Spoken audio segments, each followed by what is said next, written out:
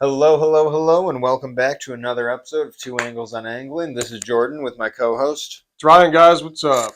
All right, so we are coming at you on a Sunday around 5, I believe, right now. Cloudy day. For a change of pace, I was on the water today, and Ryan was not. Yeah. So this is my only fishing observation as of lately, and then have some other nature observations, bird observations as well, from the last few weeks since we've been here, been gone. But today was a pretty amazing day out on the water. It was epic. I told Ryan as soon as I It walked was in the epic. door. So went out on the Upper Niagara River with my dad, and we were planning just obviously catch smallmouth. So pretty early in the day, I caught a tiny, one and a half, 2 pound smallmouth on a tube. So got the day started. That was awesome. The wind was definitely not advantageous today. Just not blowing Which against is the why I did current, not and fish. Yeah. yes, blowing against the current. But this is the day that we had to fish. So uh,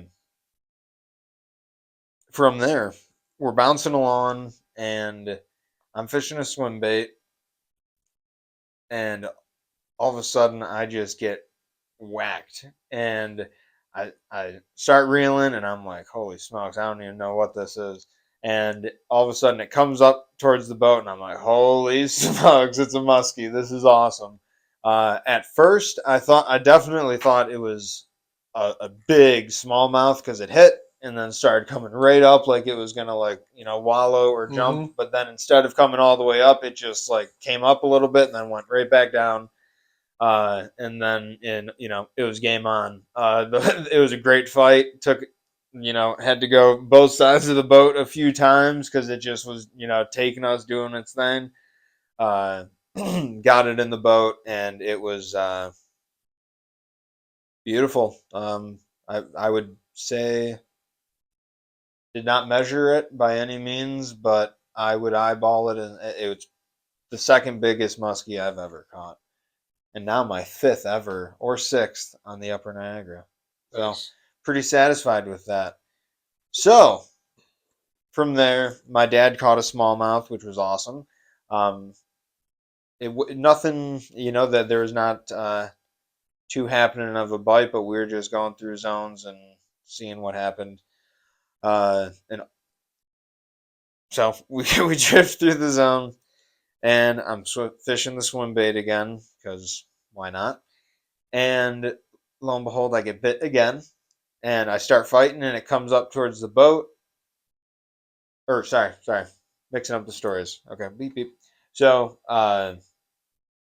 casting out, I'm reeling it towards the boat, and I'm looking down in the water, like looking for where my swim bait is, and I feel something hit, and then it's coming towards me, and I see another muskie, and then it just drops the bait for a second, and I just like, didn't panic this time, and just was like, all right, just kind of twitch it a little bit, picked it up again, and then as soon as I set the hook and took off, and it was like just like frantic, like right by the surface, and I was like, Dad, you gotta get the net like ASAP, like there's no time, like I want to just get this thing in, like if he keeps messing around or jumping and stuff, like oof. So we got it in, smaller than the first one, but still pretty awesome. uh, and also in between there, I forgot to mention this as well. So now, yes, I'm at 6 or 7 Upper Niagara River muskies, which is awesome. Uh, so in between there, I caught another smallmouth on the. It'll be posted on the website for sale soon as well. There will be a few, but I sent you that crayfish fly pattern, like Yeah. football jig Yeah. head. So Those are cool. yeah, thank you. I caught first drift with it, caught one, and I was like, all right, awesome, knock that off the list for the day. Uh, Went along, and then my dad caught another one, all on the Ned rig, as is as is his fashion. And then we bounced to another spot. I caught one on a crankbait, which was cool. because I was not expecting it. Honestly, I was just like, all right, I'm just gonna throw it just to see. I was like, the moving bait bite for like the bass doesn't seem to be happening, but we'll see. And yeah, lo and behold, I did. So that was awesome. A good surprise as well. So every bass was caught on a different thing, tube, and then the crayfish, and then the crankbait, and then my dad caught another one on the Ned before we left. And it ended up getting so windy that it was just like that this isn't worth it. Like just trying to fight it and get a drift in. Not worth it. So we called it, and yeah, that's my observation from the water. Regardless, pretty epic day. Saw two osprey, two muskie, three smallmouth, three from my dad as well. So not bad for 4 hours out. Yeah. So Plus, you went for it instead of staying in, which is good. yeah, and it Yeah. was nice getting out. Other bird observations for the week. On various hikes and walks, saw uh, eastern kingbird, Oriole, Baltimore Oriole, Where'd you see the Eastern Kingbird? Art Park. Oh shit. Yeah, it was like really close as well. It was Like at awesome. the parking lot level or down No, in the no, deep, trees? deep up in the upper trail. Very interesting. Yeah. Uh, and I knew like I saw it and I kind of recognized it and I heard the song and then I was like, all right, I got to record it They're to see what usually it like on is. the edges of fields and woods. It's a weird place to Well, find them, but it was in like one of the more like wood. There was a wood line and then like there was kind of more of like a grassier area and yeah. everything. So yeah, it was awesome. So that was a cool sighting. Multiple red-tailed hawks getting chased by either crows or red-winged Yeah. blackbirds this Those male this red-winged week. blackbirds have a lot of fucking balls, man. Yeah, they're feisty birds. They're pretty I mean, I've been awesome. attacked by them many Yeah, I times. have too. I have Yeah. too. They don't mess around. They don't care who you are, how big you are. It No. does not matter. Um, Another cool randomish nature observation in a way. I was on a walk at Delaware Park and we went by the zoo and the bison were right there. So Yeah. yeah, dude. So yeah, your eyes perked up. We saw three bison and I just like was standing there and I'm like, yeah, it's dude. not the same though. And no, Yeah. it's not the same at all. But I was like, dude, like this is awesome that we just stumbled into this and I know I can't pet them but it sucks that I'm this far away from Yeah. them as well. But yeah, it was awesome, dude. So that was another cool one. Egrets, great blue herons, cardinals. Oh, we haven't recorded since, so I've got a few other bird observations from Yeah. the From the Catskills as Catskills. Yeah. well. Scarlet tanager. Yeah. Okay. You won't. So the birds that you saw in the Catskills are birds that if you went to Ellicottville you would see. Okay. They're only. And we've talked about this from a few different angles, but On some angling. birds are just cool living around humans, and some are definitely not. Some, or that's one way of thinking about it, or they just require a density in trees Yeah. um, that you know you're just not going to get from a suburban area. But I don't know what the full I just like thinking, and it's Yeah. probably true that a lot of birds like to be in areas that don't that have there hasn't been a huge amount of human impact. Hmm. Like it's just undeveloped kind of stuff, and so humans don't have a huge presence there. Yeah. So, because like scarlet tanagers, the ones that I've always seen were down at my buddy's house, Drew, in Ellicottville. But those other warblers you saw, Yeah, um, that was awesome. like Yeah. those are only going to be like in fielded areas near dense woods and stuff like that, and we just don't have that here. You have to The, go, further south. the fiery red that bird Yeah, was and so my brother spotted it actually, and he was like, "Oh, Jordan, it's a cardinal." And I looked at it instantly, and I was like, "I don't know." And then like I got a little bit closer to it, and I saw the black, and I was like, "No, that is definitely."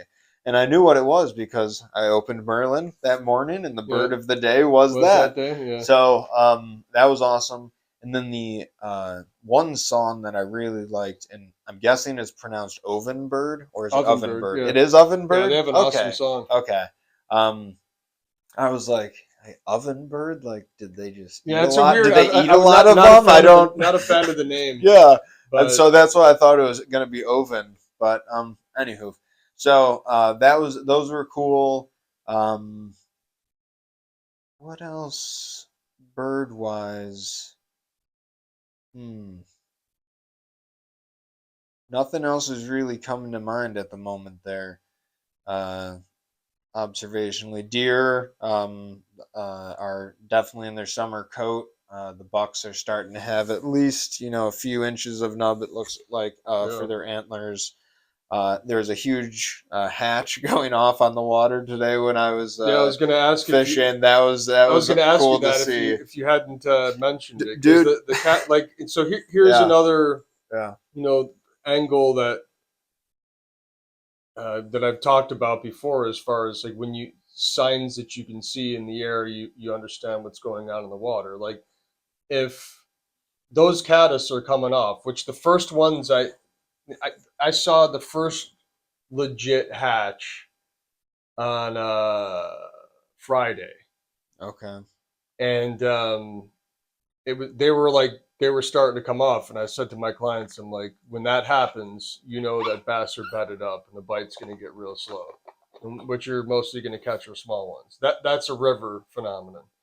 And it's because like the water temperature when those caddis start hatching, it's like 56 degrees, a stable 56 degrees. Those caddis start going, and it's at the same time that bass start spawning, and they're definitely doing that. Yeah. But like that's also the reason why we have, even in a highly developed area like this area, why we have such a high density of birds here, like dozens of species. Because it like on the bird front, since we had recorded last, like up until that point, I had only heard one so I'm not going to list all the birds, but I can Hmm. tell you there's two and a half dozen birds at least that I can hear in my backyard in any given day this time of year. And but there were two of them that I hadn't heard yet, and one of them was a red-eyed vireo, Mm. and the other one was an eastern wood pewee. I know you saw a peewee like a couple weeks ago down in Pennsylvania. Or you heard one, Yeah. but those two birds have very distinct calls. They usually don't sing when the others do. They're usually kind of on. They do it on their own sporadically throughout the day, and I hadn't heard them yet. I think I heard one vireo uh, last week at some point, maybe on the lower. I couldn't. It didn't keep going off. But then, the bird of the day pops up as that. And I'm like, oh, it'd be super sweet if I finally heard one. And I was sitting in my backyard, and sure as shit, there were like two or three of them were just competing That's back and awesome. forth, going off, going off, going off. Their call is like the bird is kind of similar to screaming pia in Guyana. Like they do this longer things. I mean, the screaming pia is much louder, but they behave very similar. They're Mm. kind of secretive. Red-eyed vireos are a crazy little bird. But the other, and then the eastern wood pewee, I heard the day after. So that's all rounds complete from my backyard. Like they all came back. There's one bird this year that is very rare to hear, and so when I first downloaded Merlin like 3 or 4 years ago now, I think it was 3 years ago. Um, I was walking through along 2 Mile Creek, like just trying to get as many different species, like try to see Hmm. what I could pick up. And I'm walking along Tonawanda Creek in that Veterans Park there, walking along it, and my phone picked up this bird, and it didn't. I didn't hear it, but the phone picked it up, and I just wrote it off as a false hit. I'm like, I didn't hear Mm. it, so it didn't happen. But I'm not going to say where I heard this. I'll tell you where I heard it offline because it'll give away where I've been fishing. But there's this little bird called a sora. It's supposedly rare around here, and I've never heard them before. But there's like three pairs of them on nests on the island somewhere. Hmm. And every day that I fish by them, like they're just freaking going off, like Hmm. going off over and over and over again. And they're like they have these compete like they'll compete and call to each other, and then they have these like really trippy like long shrill kind of calls too. Hmm. Awesome birds though, That's like cool. they're that's the that's all I have because you mentioned the bugs. I was just trying to think if there was any other phenomenon that I've seen as far as like new arrivals. I think we're at peak. You know, like they're all here. Purple martins are here.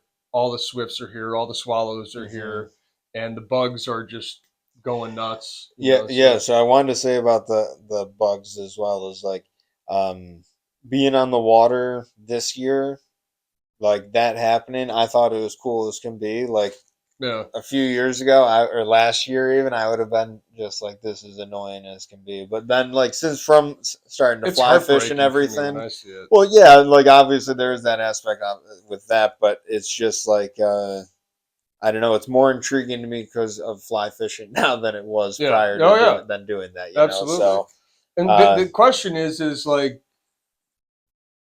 you know, what feeds on like so carp and drum and rudd and carp, drum, rudd, gobies will eat pupa, okay, right? Like, because those little caddis, like you've hooked them before. If you've hmm, gotten caught in the bottom in any way and brought your hook up, and you had this little conical shaped thing on your hook. I mean, that's a caddis shuck. You know, like there's billions of them down there, and like the sturgeon and all those fish that have suction capabilities and will clean rocks off. Those will eat them, right? But I often wonder if because like you saw red horse suckers coming up to yeah, the surface and sipping them. I've seen that same phenomenon yeah, before. I've also seen rudd eating them off the surface, but I've never seen bass eat them before. You know, like I don't know if they're just so small that bass even bother, like if the emergence is happening or oh, what. oh, But hold on, sorry, another the only way to find out is pump their stomach, I guess. yeah, huge observation. I don't think I mentioned. Did I talk about this on the last podcast? I don't even recall when this was, but I saw a sturgeon when I was Yeah, hiking the yeah, lower. Okay, all right. Sorry, you said sturgeon. I couldn't remember if we got that on the podcast last yeah. time. Okay, so, anyways, continue. No, but that's I, I don't know what I think they're more the biggest uh, consumers of those bugs are the Yeah, birds that makes versus the sense. fish. I don't know if that ratio is ever different, but what's in there now, you know, I'm not sure what percentage of the ecosystem actually feeds off of it. You know, there's only certain species that do, but the birds, man, Yeah, I know like they they got it. definitely Yeah, do. they can go to town. Yeah, You know, and I mean, and that's time to where they have chicks on the nest now, so now they have tons of calories. yeah, So if they could like get to this point, take advantage of it, and that they're just going to thrive after it because this hatch lasts for 3 weeks, you know, at least, and it's just beginning, so it's going to start getting blizzarding. Like when, and if you don't know, I keep saying caddis, but most locals call them sandflies, which is a misnomer. But because yeah, sometimes they live in sand, and there's multiple species of them or whatever. A lot of these the caddis that are hatching around here are connected to rocks too. If you look at them, there's multiple species, but those bugs that will annoy people if you're walking down River Road, and that will cover the first 2 blocks off of River Road. Thankfully, I live 3 blocks in. That's all it takes. Like every once in a while, I'll see like a couple. But if you also want to see something really crazy, um, and if you don't live near the river, but and you don't want to be annoyed by the bugs, if you get a few blocks away and you just drive up a street where you can see the tops of trees, like in the evening hours, you know, as the sun is getting ready to set, and you look at the tops of the trees, there'll be swarms and swarms of those things flying there, like swarms of them, like yeah, huge smokestacks of yeah, them, like going like it when it gets thick, it gets real thick. yeah. But for those around here who think that that's kind of a pain and whatever, it's like, okay, it's 3 weeks of suffering. But little did you know that a lot of animals are taking advantage of that right Uh, now. Like a lot of them are. They rely on it as a calorie source that for to get them through a chunk of the year, build up enough fat, and it's good for them. On the fishing front, for me, dude, like I didn't fish today or yesterday, but I fished Monday through Friday. Um, and my general sentiment on things is I experimented with cohos one day, which by all accounts from talking to my buddies who fish Lake Ontario exclusively, they've been doing very well on cohos lately, and they're catching now because we were in this long lull with kings. There just hadn't been that many kings over here. And guys converted to cohos because the coho bite's just been ridiculously good from what I understand because there's a lot of cold water around. I think that's starting to change, but I think the coho bite still remains good, and there's guys are catching more kings now. But I went out on Monday to experiment, but I started really late, and I stroked it out there. Um, Tuesday, Wednesday, Thursday, Friday, I fished smallmouth, and well, I fished the lower Niagara for 2 of those days, and the upper Niagara for the other two. Um, because we had wind this week that would not really allow. We had numerous small craft advisories yesterday, today, Friday was a small craft advisory, but the forecast changed overnight on Friday. It shouldn't have been a small craft advisory. The wind was so big on Friday that west wind that there were huge waves inside the harbor, like inside the walls. Um, I mean, like 2 footer, like 1 to 2 footers inside the walls. And I'm like, this is, and I had an 8 year old. I'm like, yeah, we're not staying in here. So we just went to the river. And with the West, you could stay in a lot of chunks of East River and be okay. But, we had a lot of wind this past week. Temperatures dropped like crazy for the past couple of days. But, so it's just the last couple of days, really the last 3 days in particular have been brutal. So it's kind of hard to give a great report about that. But what I can tell you for sure about smallmouth is that the overwhelming majority of those fish are spawning right now. So I'm not telling people to not fish because I'm going to be fishing. But what I would recommend you do is incorporate walleye into your day to day, like get out onto the lake more often. Uh, at least on the lake, if you spend part of the day fishing for walleyes and like try to target them for a little bit in the morning, um, you can find them on structure. Just look around structure and like the same places where you were finding smallmouth a couple weeks ago, where sand joins rocks. And you can find mm, walleyes out in the sand flats too, but that's just a wide open thing, and they just be cruising around out there, like they're not sitting in an area. You want to like if you focus on structure, you're going to find some walleyes right now.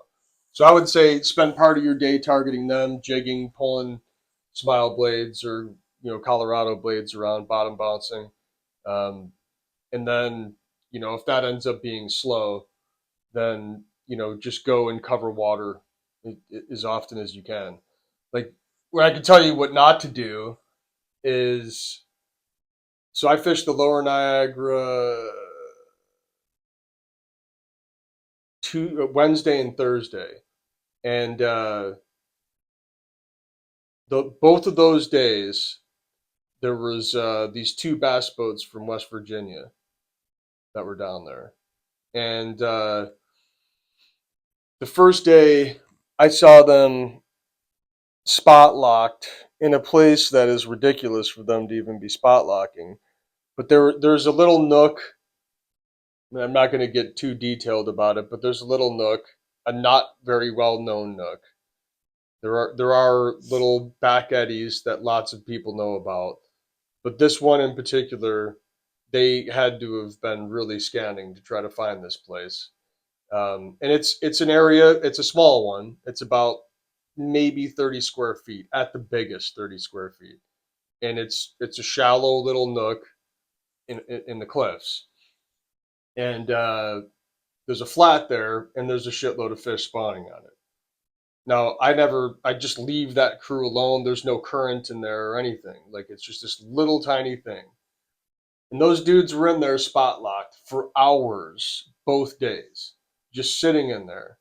And I'm telling you, like, it is a place twice the size of this room. Like, their boats could both just like lock the bow in, and they could just sit on live scope and just go bed to bed to bed to bed. And here's the thing, like, okay, let's just say in a 30 square foot area, you got maybe 20 beds, like maybe.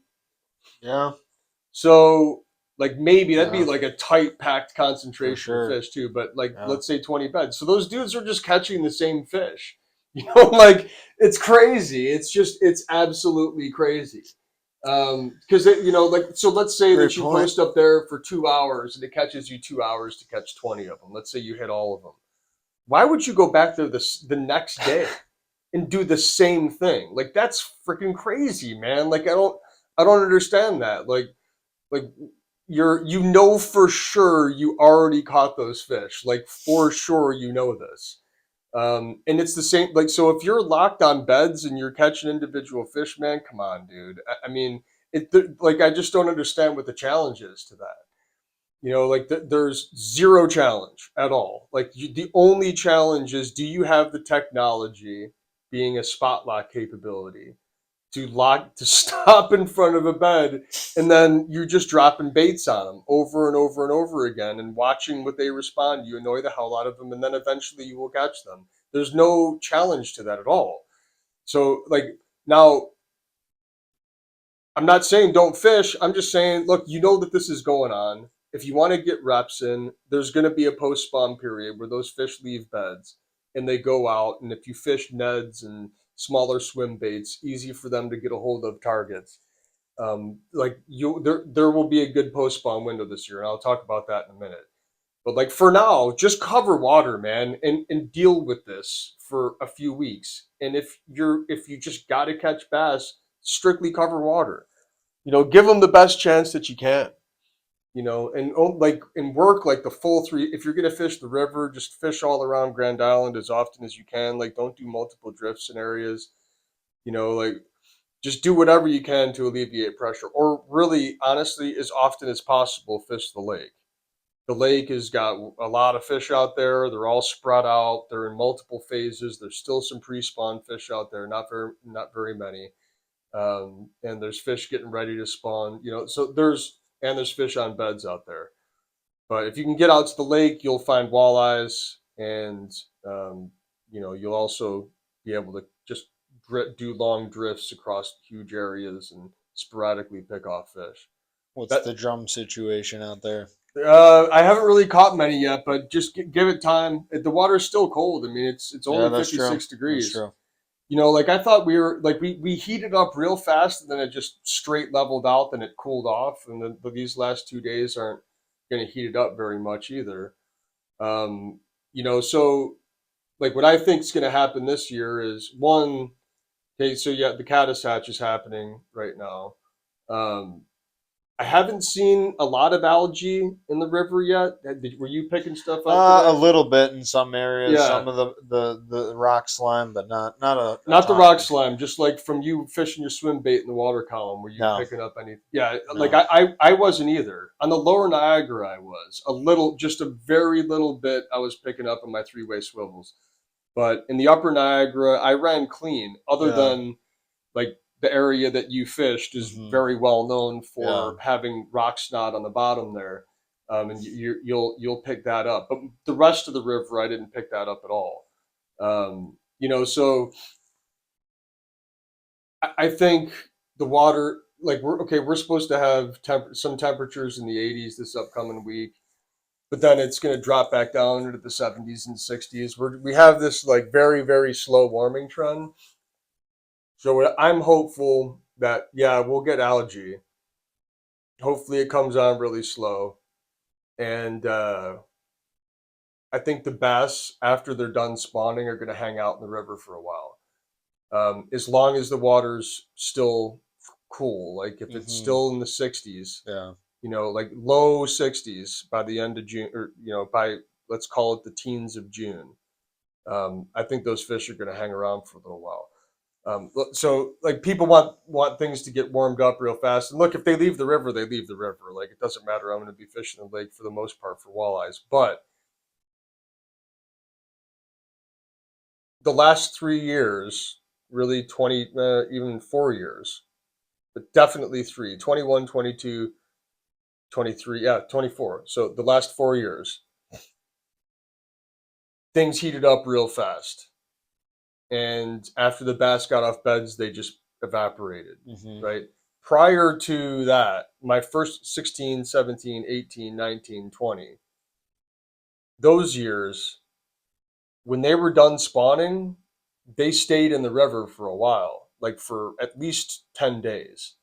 Like in good numbers and solid concentrations, like at least 10 days, they were in awesome lies. Then they would just fizzle out and spread out or migrate back to the lake or whatever they do in the summer. And that's just the one thing to just think about that with smallmouth in the upper Niagara is that the upper Niagara, just like the lower Niagara, is huge. I mean, it's a massive body of water, and unlike the lower Niagara, it's very wide, and there's a lot. There's way more miles. There's like 30 miles of water there. It's very wide, and huge chunks of it are excellent holding water. And there's just huge feeding lanes where there's rocks and there's gobies and crayfish everywhere, right? So it could support a huge population of smallmouth. There isn't a huge population of smallmouth in there, though. It can support one, but there just isn't. So those fish that you like, we think in the spring we're catching all these fish, and who knows how many of those fish actually live in the river versus migrate into the river from the lake. But some percentage of those fish definitely live in the river, Mm-hmm. and whatever that is can spread out into huge areas during the summertime, and that's what they do. Yeah. But when they're done spawning, if the water's cool, for some reason they stay longer and they stay concentrated a little bit longer. And so those first four years or so of me guiding, we would have this window of excellent action from like the late teens, early 20s of June till about the 4th of July in the Mm. river, where it was like lights out. It was awesome. And you could fish neds and drag crayfish around, whatever, and absolutely annihilate. Like it was a lot of fun. And yeah, you would pick up some algae here and there and pick up weeds here and there, but it was worth it because Mm-hmm. the action was consistent Yeah. enough where, and if you fished baits up higher, like fish stick baits, inline circle hooks, of course, but something mid water column, those fish will come up and smash it, and you can stay out of the grass, and so that'll be an option, and me, like I've just basically completed, a month and some change of straight of like touching the upper Niagara a couple times a week at least, and I'm happy to give it a break here. I'm still going to dabble, but my priority is going to be what I'm recommending other people do is if you have the capability to get out in Lake Ontario, do that because that salmon bite's awesome. But if you're a rod in hand kind of person, you want to do some different stuff, like find your windows and get out to Lake Erie and start graphing structure, look for walleyes for a bit, and then check in on the bass and see how they're doing. Catch a few and move on. For You sure. know, but that's where we're at. That's what I'm going to be doing. Really for the next few weeks. Probably one or two sessions in Ontario. One session on the river. And the rest on Lake Erie. That's Um, then that'll get me through, and I'm just going season. to be constantly checking in on what's going on with the walleye migration. Yeah. I'll probably, if not this week, early next week, uh, go down to Barcelona and just see what's going on for a day with one of my clients. Nice. So it's time to start spreading out, buddy. Yeah, for sure. All right. Well, we will wrap it up with this one last little section. So I don't have any of the art with me today, and I don't have my box of lures, but I do have this one hair jig on my hat. And this is one of many like it, and they are available on the website, jdoutdoorsco.com. This one's, hopefully you guys can see it well on camera there. If not, it's on the website for you to check out. But it is 16th ounce. It is lead free, so it's a plastic composite instead. So I've been messing around with them a bit. I've caught fish. I'm liking them so far. Uh, so yeah, check them out. They're available if you want them. 16th ounce marabou jigs. So yeah. All right. We'll Cool. wrap it up See you there. next week. Peace. Tight lines.